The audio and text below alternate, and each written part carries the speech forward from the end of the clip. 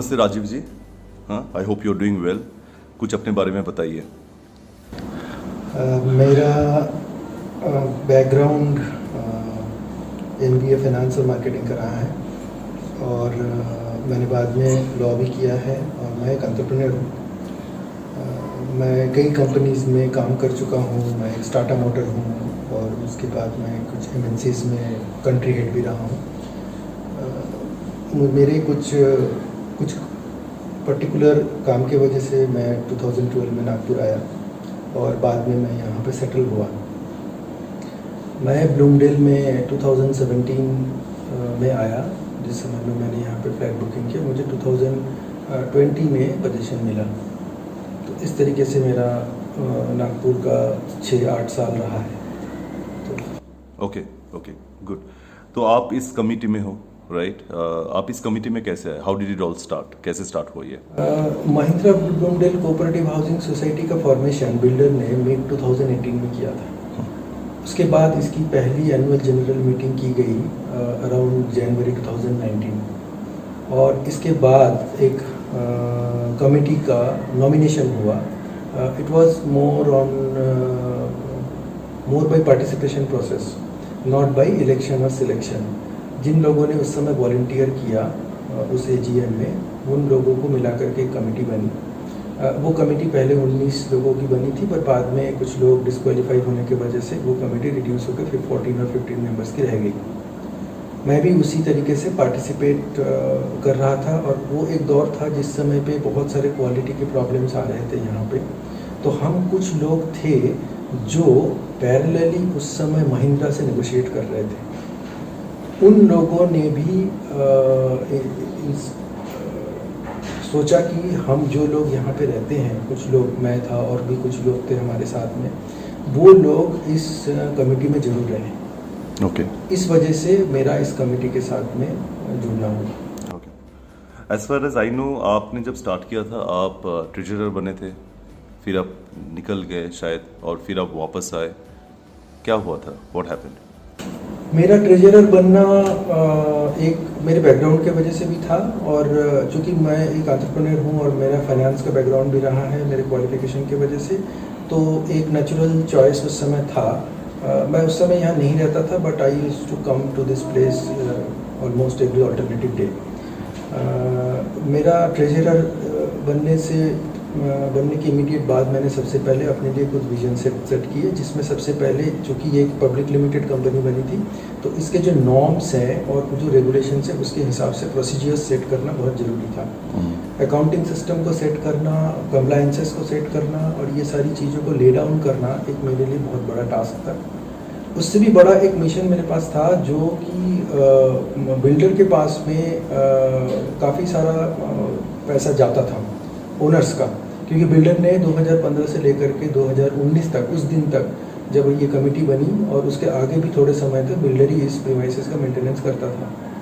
तो लोगों का ये मानना था कि बिल्डर के पास में काफ़ी पैसा सरप्लस होना चाहिए।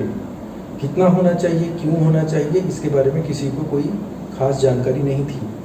इसके अलावा जब कमेटी बन गई थी तो उस समय पे काम तो सारा कमेटी के पास आ गया था, लेकिन पैसा सारा बिल्डर के पास था। मेरा शुरू से ये मानना था कि we should not beg money from the builder. If it is our money, we should be able to reconcile it and we have to get it from the builder. और जब तक ये प्रोसेस हो, क्योंकि ये 5-7 साल का ऑडिट का प्रोसेस था, जब तक ये प्रोसेस कंप्लीट हो और फाइनली हमें ये पैसा मिले, तब तक हम लोग सेल्फ सफिशिएंट बने। क्योंकि कोई भी नेगोशिएशन में ये बहुत इंपॉर्टेंट होता है कि दोनों पार्टी एट पार हो, तभी ये नेगोशिएशन संभव होता है। अदरवाइज आर्म ट्विस्टिंग बहुत इजी हो जाता है, नेगोशिएशन अदर पार्टी के लिए बहुत इजी हो जाता है, जिसका अपर हैंड रहता है, जिसके पास पैसा रहता है। तो ये बात मैं रिपीटेडली कमेटी में बोलता रहा कि हम लोगों को बिलिंग करना चाहिए फ्रॉम 1 अप्रैल 2019 और हम लोगों को सेल्फ सफिशिएंट बनना बहुत जरूरी है, अदरवाइज हम कभी नेगोशिएट नहीं कर पाएंगे बिल्डर्स से। ओके। और फिर आप अब चले गए। I think you resign from your post for some reason, then again you came back. What exactly happened? आप चले क्यों गए थे?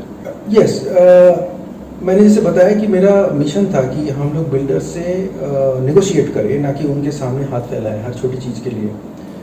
इसके लिए एक मैंने ऑडिट प्रोसेस शुरू किया था जो 2015 से लेके 2020 तक या 19 तक, उस समय तक बिल्डर ने जितना भी पैसा कलेक्ट किया और उसको जो खर्च किया उसका पूरा हिसाब एक बार चेक करना, रिकंस्ट्रक्ट करना उसको, और उसमें देखना कि इन लोगों का सही में कितना पैसा खर्च हुआ है, और ना कि इस बात पे विश्वास कर लेना कि बिल्डर जो स्टेटमेंट ऑफ अकाउंट देता है वो उसको सच मान करके हम आगे निकल जाए। ऐसा पॉसिबल नहीं था।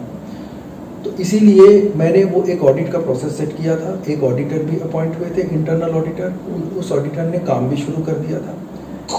To my surprise all of a sudden इस ऑडिट प्रोसेस को कमेटी ने बंद कर दिया। आपके नोटिस के बिना, आपको मुझे मालूम मेरी जानकारी के बाहर। अच्छा, और ओके। एब्रप्टली से बंद किया गया। मेरे ख्याल से दिवाली के 2-3 दिन पहले एक छोटी सी मीटिंग, इनफॉर्मल मीटिंग महिंद्रा के साथ में हमारे ऑफिस बेयरर्स का हुआ था। उसके अंदर में इसका डिस्क्लोजर हुआ था कि इसको बंद कर दिया जाए। तो उससे मुझे I was not align with that decision and I wanted to get deep inside the accounting documents, accounting figures of Mahindra Bloomdale. तो वो मेरा मुझे ठीक नहीं लगा, इसीलिए मैं उसको नहीं कर सकता था। And I could foresee there is a possibility of crisis, जिस तरीके से फाइनेंशियल क्राइसिस, जिस तरीके से डिसीजंस कमेटी में हो रहे हैं। Okay. So that was the major reason I wanted to resign. Okay. I never wanted to be part of that decision making. Okay, I understand. फिर आप वापस आए, राइट? वापस आने के बाद आपने कुछ मुहिम, मतलब आपने कुछ टारगेट्स बनाए अपने लिए कि अभी ये करना है। क्या थे वो टारगेट्स? मेरे वापस आने का भी एक रीज़न बड़ा इंटरेस्टिंग है, क्योंकि मैंने जो नवंबर 2019 में सोचा था, उसके लिए मुझे ऐसा, मेरा ये इंटरनल फीलिंग था, मैंने अपने क्लोज सर्कल में इसके बारे में बात भी की थी कि कमेटी जिस तरीके से पॉलिसीज के ऊपर में डिसीजन ले रही है, ये कमेटी में बहुत जल्द कोई क्राइसिस हिट करेगा। और बिल्कुल ऐसा ही हुआ। इनफैक्ट मेरे एस्टिमेशन से 2 महीने पहले ही हुआ। 22 जनवरी 2020 स्टाफ के सैलरीज बंद हो गए, मार्केट में ह्यूज डेट्स हो गए, आउटस्टैंडिंग्स भी बहुत ज़्यादा हो गए।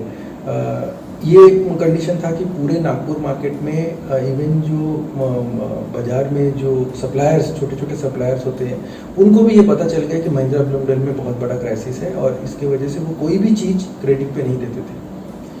हमारे सिक्योरिटी एजेंसी, हाउसकीपिंग एजेंसीज, उन्होंने 3-4 महीने तक बहुत मुश्किल से इसको खींचा, और उसके बाद में ये ऑन रिकॉर्ड है कि उन्होंने कहा कि वो स्ट्राइक पे चले जाएंगे। ओके। तो ये एक बहुत बड़ा क्राइसिस था, और उस समय पे इस क्राइसिस में रिस्पॉन्सिबिलिटी लेने के लिए कमेटी में कोई नहीं था। तो मैं और मिस्टर वैभव शिंपी, जो पहले से इस कमेटी में थे, हम लोगों ने इसको एज ए चैलेंज लिया, और कई रेसिडेंट्स जो है इस चैलेंज को हमारा साथ देने के लिए वो हमारे साथ में आए।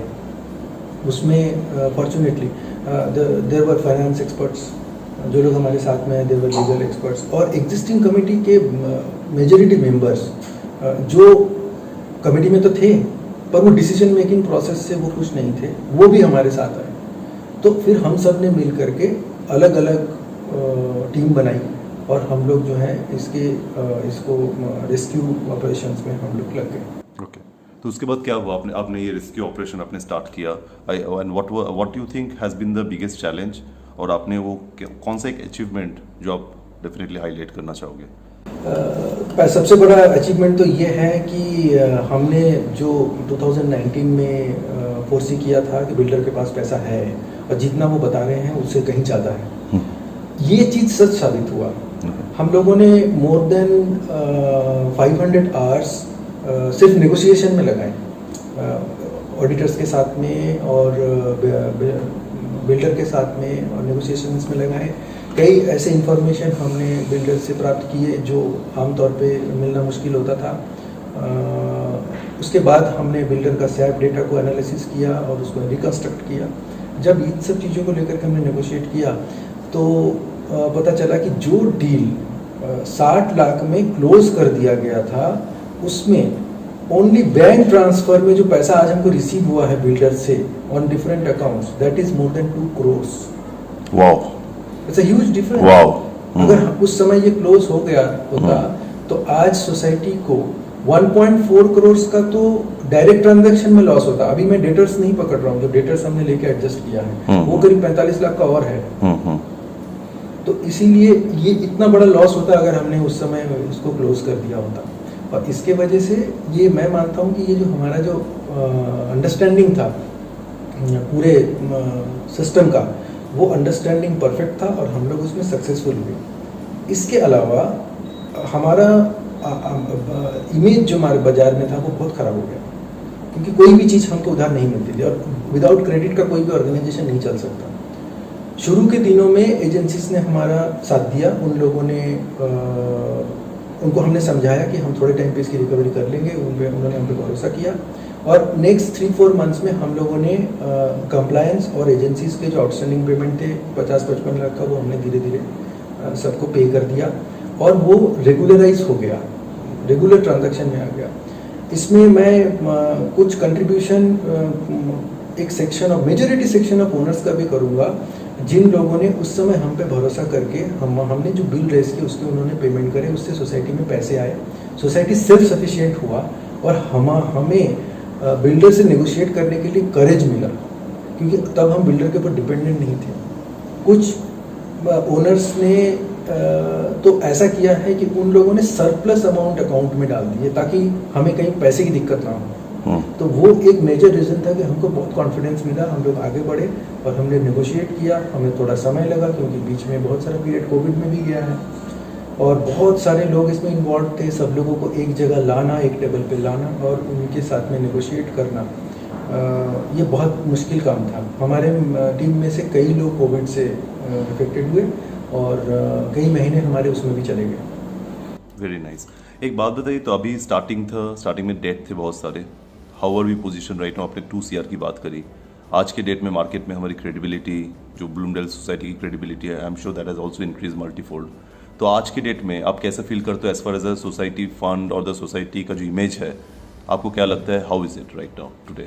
सोसाइटी की इमेज के बारे में मैं आपको ऐसे बात बताऊंगा कि जो इन्वेस्टर सर्कल है, बिजनेस सर्कल है यहाँ पे, उसमें से कई लोग हमारे वेंडर्स भी हैं। तो सोसाइटी का इमेज ऐसे बदला है कि वो लोग अब पूछते हैं कि हमें वहाँ पे रो हाउस या डुप्लेक्स हाउस या फ्लैट लेना है, क्या मार्केट रेट चल रहा है, उसके बारे में बहुत नाम है।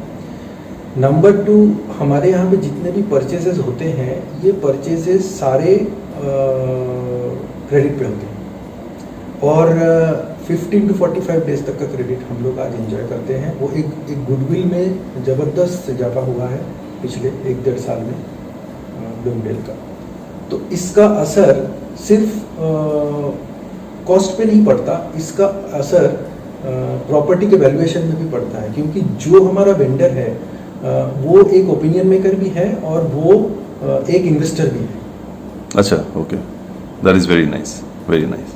तो they are now more open for investment in Bloomdale और उनका जो वो जब मार्केट में इसकी बात करते हैं तो ब्रांड इमेज में ज़बरदस्त उसका इम्पैक्ट होता है और इसका